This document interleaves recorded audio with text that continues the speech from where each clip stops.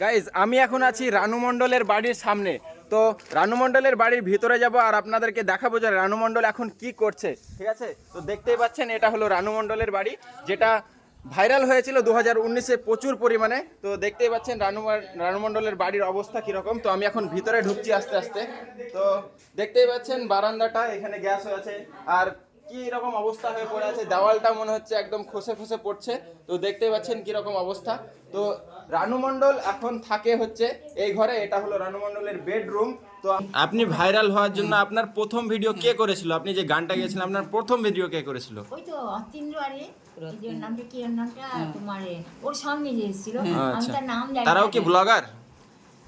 তারা ওরা যে ওদের নিজস্ব চ্যানেল আছে আর কি বলতে ও অবশ্যই ছিল, আমি সেই ব্যাপারে জানি না।